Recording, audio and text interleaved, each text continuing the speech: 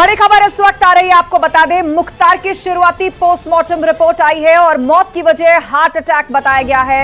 सूत्रों के हवाले से यह बड़ी खबर हमें मिल रही है। पोस्टमार्टम के बाद आगे की जांचों के लिए मुख्तार का विसरा भी सुरक्षित रखा गया है।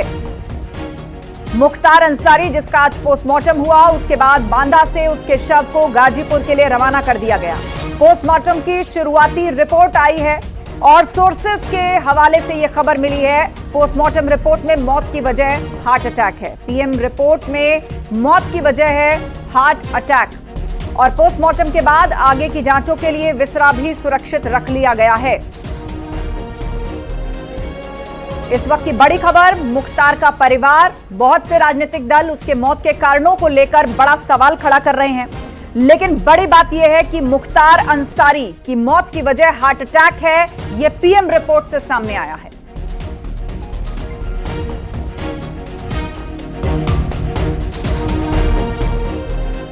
तो मुख्तार की बांदा जेल में मौत को अखिलेश यादव ने कानून व्यवस्था का शून्यकाल करार दिया है। कहा है तो शिवपाल यादव ने इसे साजिश बताते हुए जांच की भी मांग कर दी है।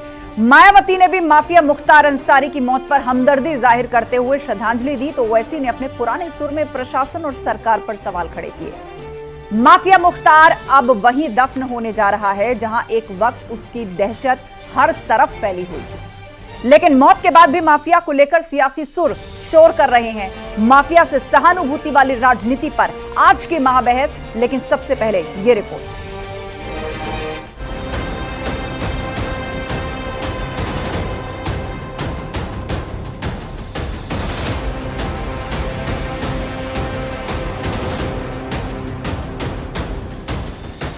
जहां की दहशत वहीं होगा दफन।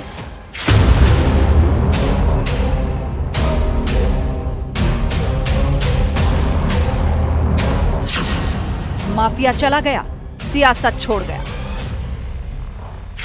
तो देखिए, इनकी मौत संदेह के घेरे में है। तो देखिए, न्यायालय को इसमें स्वयं रुचि लेना चाहिए। उत्तर प्रदेश एक अलग किस्म का राज्य बन गया, एक पैटर्न है, मौत और हत्या का फर्क मिट गया। बस इतना ही कहना। मुख्तार से सहानुभूति, ये कैसी राजनीति?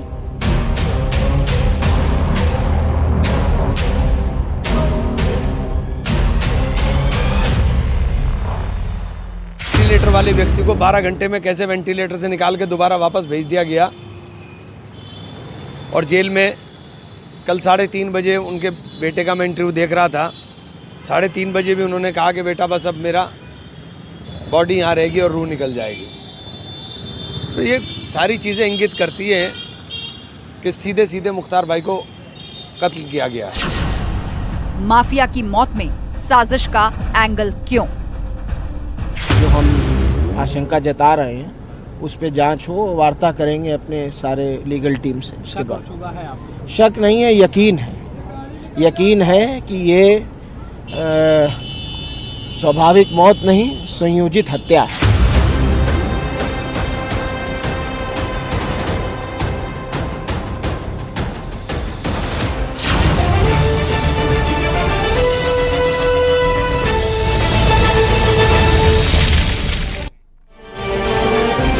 और वक्त महाबहस के सवालों का, जिन पर फोकस आज की डिबेट। सभी पैनलिस्ट के सामने रखे जाएंगे सवाल।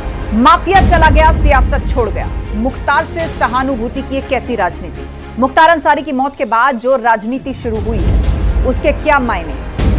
माफिया से सहानुभूति, ये कैसी राजनीति? माफिया की मौत में साजिश का एंगल क्यों? और शुरुआती पीएम रिपोर्ट भी आई है जिसके माध्यम से ये फैक्ट सामने आया है कि मौत की वजह हार्ट अटैक ही है। बाकी विसरा सुरक्षित रखा गया है आगे की जांचों के लिए। लेकिन मुख्तार का परिवार तो ये सवाल खड़े कर रहा है, लेकिन बहुत से राजनीतिक दल और राजनेता भी इस मौत को संदेहास्पद करार दे रहे हैं। क्या इसकी वजह सिर्फ राजनीति है? चर्चा के लिए रमाकांत मिश्रा जी हैं, बीजेपी प्रवक्ता, दीपक रंजन जी प्रवक्ता समाजवादी पार्टी, ब्रजेश शुक्ला जी वरिष्ठ पत्रकार हमारे साथ हैं, राजेश पांडे जी पूर्व आईपीएस ऑफिसर हैं और एक समय में मुख्तार की पूरी क्राइम कुंडली इन्होंने बनाई थी, उनसे भी हम विस्तार से चर्चा करेंगे। साथ ही हमारे रिपोर्टर भी जुड़ेंगे जिनसे हम अपडेट लेंगे। तो सबसे पहले शुरुआत दीपक रंजन जी, मुख्तार चला गया लेकिन अब पीछे शुरू हो गई है राजनीति। मौत को संदेहास्पद बताना, चाहे वो एआईएमआईएम हो, चाहे वो समाजवादी पार्टी हो या बहुजन समाज पार्टी। क्या ये चुनावी माहौल नजदीक आने पर, क्योंकि ये खास वर्ग से ताल्लुक मुख्तार अंसारी का, ये सब कुछ हो रहा है, ये राजनीति की जा रही है?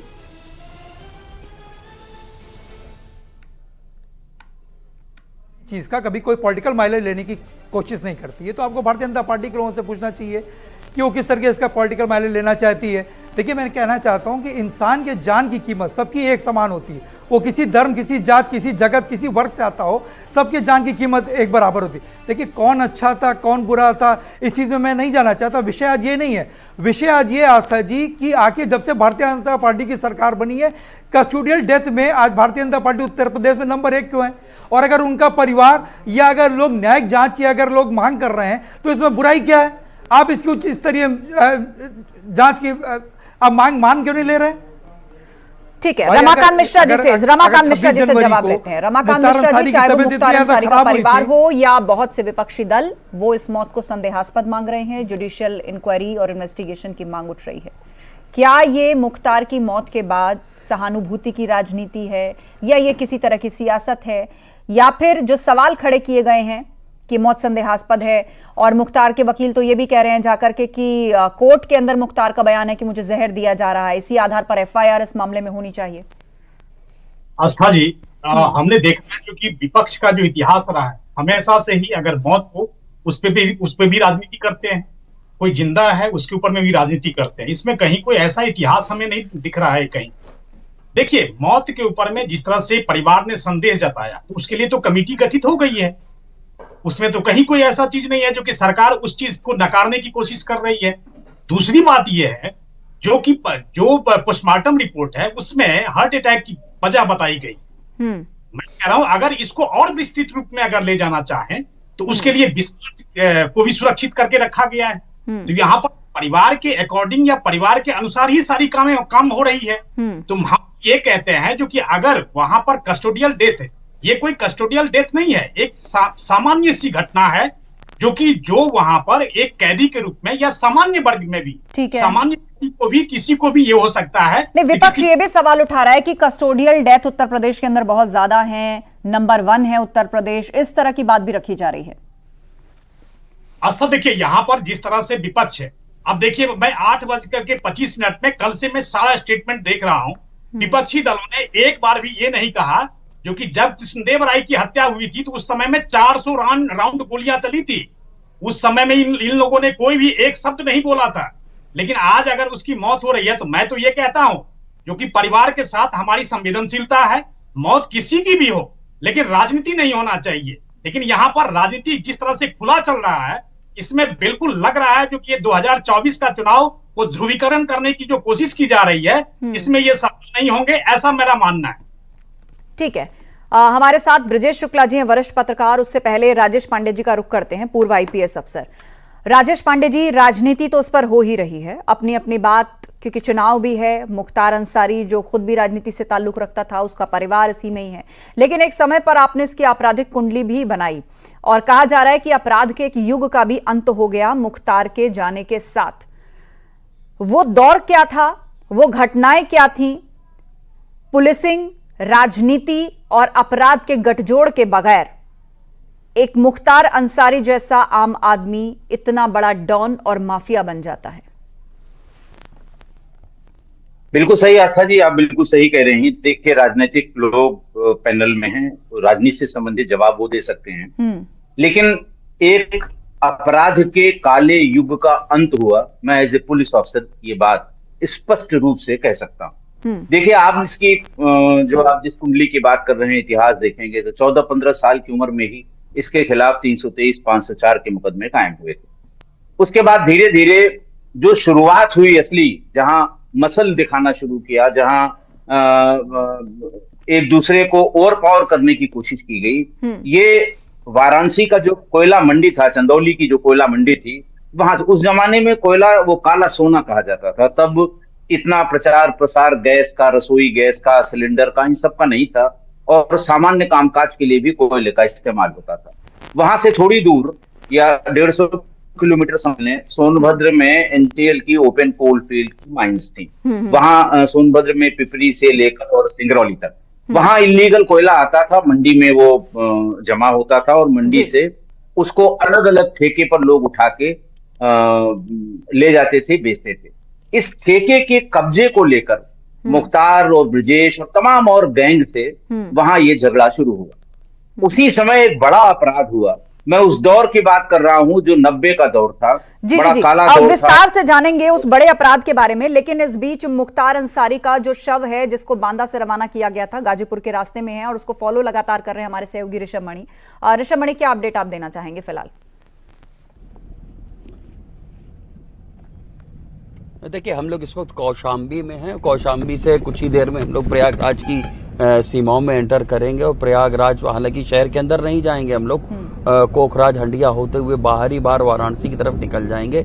और रास्ते में जो भी पुलिस स्टेशन पड़ रहे हैं, जो जिले पड़ रहे हैं, उनके कप्तान की ओर से ये ताकीद कर दी गई है, जो पुलिस है तमाम इस काफिले को सुरक्षित निकालती जा रही। अभी भी हम बिल्कुल देख रहे हैं सुगमता के साथ, सुचारू रूप से ये काफिला निर्बाध तरीके से चलता चला जा रहा है। हमने जहां बांदा मेडिकल कॉलेज से शुरू किया था और अब हम ये कौशाम्बी में इस वक्त चल रहे हैं। उनके परिवार की 2 गाड़ियां हैं इस पूरे काफिले में और पुलिस की कम से कम 7-8 गाड़ियां लगी हुई हैं और बाकी मीडिया की गाड़ियां हैं। जगह जगह ट्रैफिक को कंट्रोल किया गया है, जहां जरूरत पड़ी रही है वहां पर ट्रैफिक को डाइवर्ट कर दिया गया है। और जानकारी आ रही है कल सुबह 10 बजे गाजीपुर में जो इनका कब्रिस्तान है काली बाग, वहां पर सुपुर्द खाक किया जाएगा मुख्तार अंसारी का शव।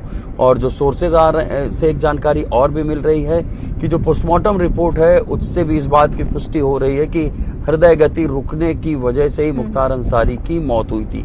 हालांकि जो विसरा होता है, विसरल ऑर्गन्स होते हैं, उनको विसरा प्रिजर्व किया गया है, उसकी आगे की और भी जांचें की जाएंगी। और सोर्सेज ये भी बता रहे हैं कि पोस्टमार्टम रिपोर्ट से ये बात भी सामने आई है कि शुगर और बीपी का मरीज था मुख्तार अंसारी। ठीक है, आप नजर बनाए रखिए। बहुत धन्यवाद ऋषभ मणि हम तक अपडेट पहुंचाने के लिए। एक बार फिर से रुक करते हैं, हमारे साथ पूर्व आईपीएस अफसर राजेश पांडे जी हैं और वो हमें बता रहे हैं कि किस तरह मुख्तार अंसारी और जो तमाम गैंग थे मिलकर के अपराध को अंजाम देते थे और इतने बड़े माफिया बन गए। राजेश पांडे जी।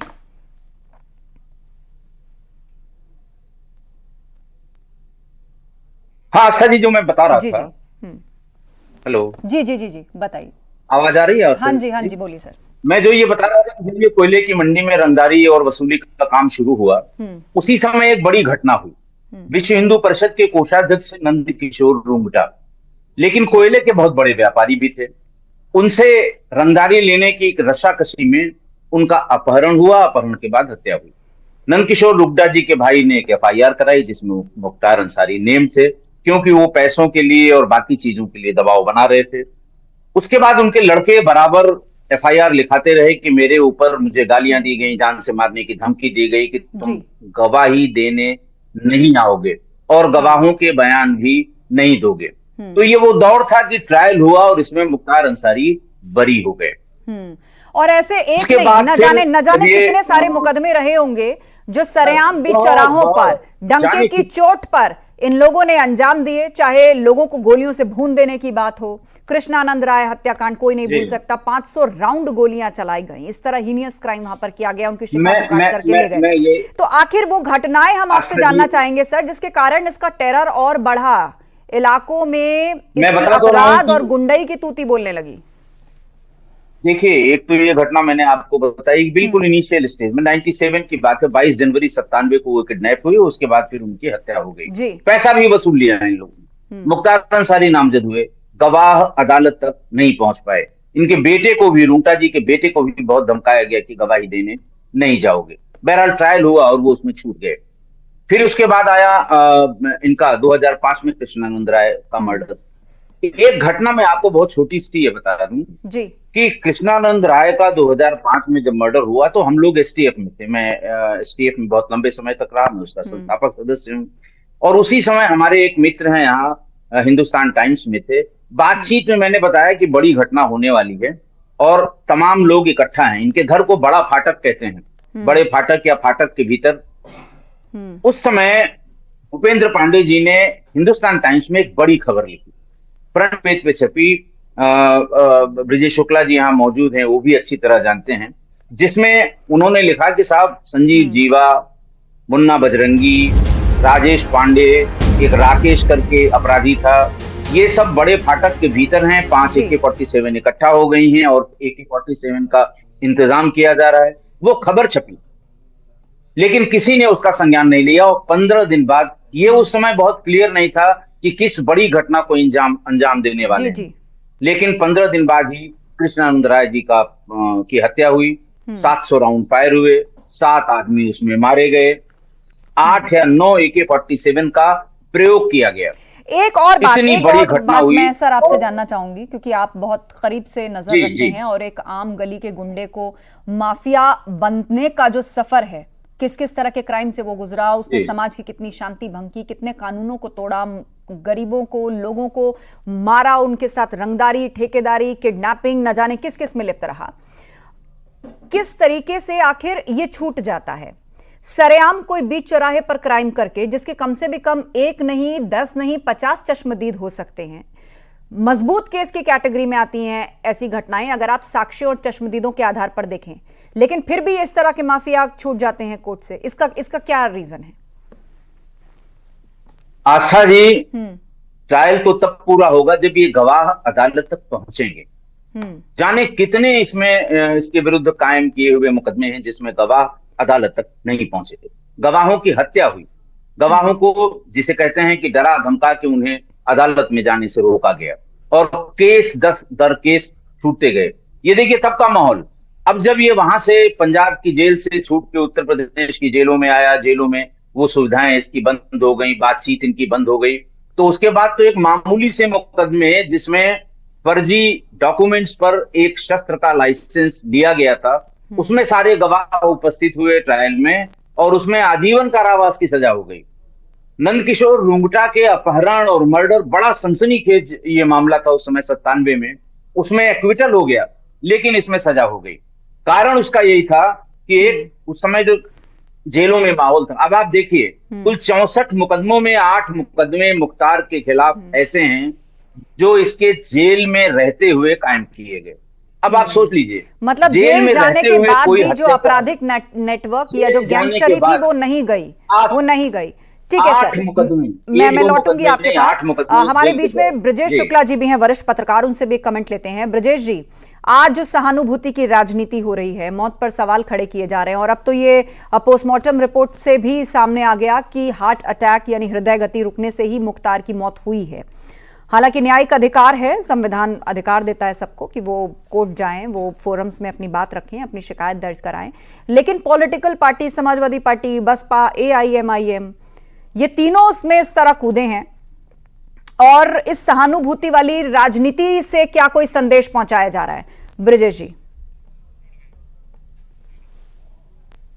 उत्तर प्रदेश का जो आज मांग हो रही है, ठीक है, आज न्यायिक जांच हो, लेकिन न्यायिक जांच इस बात की भी होनी चाहिए कि कौन लोग थे जिन्होंने LNG मिलने के बाद पुलिस अधिकारियों को उत्पीड़न किया, एलियन सिंह को इस्तीफा देना पड़ा। वो कौन लोग थे जो कृष्णानंद राय की हत्या होने के बाद भी उनके साथ खड़े हो गए अपराधी के? वो कौन लोग थे जो अवधेश राय मारे गए, उनके भाई आज प्रदेश अध्यक्ष हैं? बहुत से सवाल हैं और सवाल सिस्टम और सरकारों से भी हैं उस वक्त की, क्योंकि सरकार की ही जिम्मेदारी है कि किसी केस की मजबूत पैरवी कैसे की जाए, ये सुनिश्चित करना सरकारों की ही जिम्मेदारी है। ठीक है ब्रजेश जी, और इस वक्त हमारे साथ शैलेंद्र सिंह भी जुड़ गए हैं, तत्कालीन DSP थे और 2 दशक तक उन्होंने लंबी लड़ाई लड़ी है। ऐसे माफिया के सामने वो झुके नहीं, बहुत संघर्ष और बहुत ही मुश्किलों से आज वो हमें बताते हैं। पूर्व में भी उनकी हमसे बात हुई है कि कैसे जब एक के बाद एक सजा इस दौर में हो रही है तो वो दौर भी याद किया जाता है जब ये बेल पर छूटकर आ जाया करता था। शैलेंद्र जी, मुख्तार अंसारी अब इस दुनिया में नहीं है।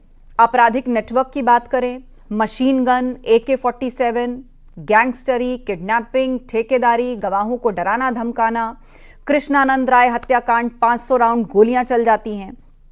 ऐसे में पोटा का भी एक बार जिक्र आया। वो घटना हम आपसे जानना चाहेंगे कि इसको माफिया और डॉन से ऊपर उठकर आतंकी भी कह रहे हैं कुछ लोग। पोटा हटा लिया गया, वो क्या घटना थी और क्या इसके लिए उस वक्त की जो राज्य सरकार थी उसने कदम बढ़ाए? बिल्कुल सही बात है। ये नॉर्मल अपराधी नहीं था, ये आतंकवादी था। दो घटनाओं से मैं सिद्ध करूंगा, आपके चैनल के माध्यम से दर्शकों को दिखाऊंगा कि एक तो पहला जिसमें मैंने लाइट मशीन गन रिकवरी की, ये बड़े सेंसिटिव होती है लाइट मशीन गन के रिकवरी, उत्तर प्रदेश में अकेली ही रिकवरी है। और जम्मू कश्मीर में जो राष्ट्रीय राइफल थी वहाँ से चुरा के लाई गई थी और ये यूज़ करना था इसको कृष्णानंद की हत्या के लिए। अगर ये रिकवरी हमने न की होती तो 2 साल पहले कृष्णानंद राय जी की हत्या हो गई होती। लेकिन उस समय उनका अच्छा था कि मैंने रिकवरी कर ली और 2 साल उनको लाइफ मिल गई। लेकिन इसके हौसले कितने बुलंद थे आप इस बात से अंदाज़ लगाइए कि बाद में 2 साल बाद उसी घटना को इसने अंजाम किस तरीके से दिया और मौत के बाद उनकी शिखा भी काट के ले गया। दूसरी घटना मैं बताना चाहूँगा, बिहार के डीपी ओझा थे, उन्होंने रिज़ाइन करके 2004 में चुनाव भी इंडिपेंडेंट लड़ा था और एक रिपोर्ट उन्होंने सबमिट की थी केंद्र सरकार को तत्कालीन, और उसमें ये लिखा था उन्होंने कि आईएसआई के जो आर्म्स एम्युनिशन है नेपाल के रास्ते मिर्जा बेग के माध्यम से, जो वहाँ तत्कालीन सांसद था, शहाबुद्दीन को आते हैं और मुख्तार को आते हैं, और ये पूरे आर्म्स एम्युनिशन यहाँ पे क्राइम में यूज़ होता है देश को अस्थिर करने में। तो ये दोनों घटनाएं आप देख रहे हैं, एक में आईएसआई इन्वॉल्व है और एक में जम्मू कश्मीर जैसे सेंसिटिव क्षेत्र से एलएमजी इन्वॉल्व है। तो ये इनको नॉर्मल अपराधी नहीं बता रही है, ये आतंकवादी की श्रेणी में ला रही है, और इसीलिए इन पर मैंने पोटा लगाया था। लेकिन देश का दुर्भाग्य कि हमारे यहाँ मुलायम सिंह जैसे लोग थे, उस समय सरकार चला रहे थे, उनको जनता के हित से ऊपर माफियाओं का हित प्यारा था, और मेरे गुड वर्क को ही उन्होंने बैड वर्क में बदल दिया, और अंत में मुझे 15 दिन बाद इस रिकवरी के इस्तीफा दे के बाहर आना पड़ा, और बाहर आके भी तमाम लंबी लड़ाई लड़नी पड़ी मुझे। लेकिन खैर उसको कितना बार बार बोला जाए। तो ये घटनाएं सिद्ध करती हैं कि तत्कालीन सरकार जो चल रही थी उस समय, वो कितना निहित स्वार्थों के तहत चल रही थी, और किस तरह से देश ही नहीं विदेशी ताकतों से जुड़ी हुई थी और देश को अस्थिर करने की कोशिश थी। जी। तो सीधे तौर पर आप कह रहे हैं कि उस वक्त की जो सरकार थी उसने एक तरीके से माफिया डॉन मुख्तार अंसारी के हाथ मजबूत कर रखे थे। हमारे साथ समाजवादी पार्टी के प्रवक्ता दीपक रंजन जी भी हैं। दीपक जी, चाहे अतीक अहमद की बात हो, मुख्तार अंसारी की बात हो, बार बार समाजवादी पार्टी उस दौर उस सरकार को कटघरे में खड़ा किया जाता है और कहा जाता है कि इन सबको पोषित होने के लिए एक मजबूत माहौल उसी सरकार में मिला।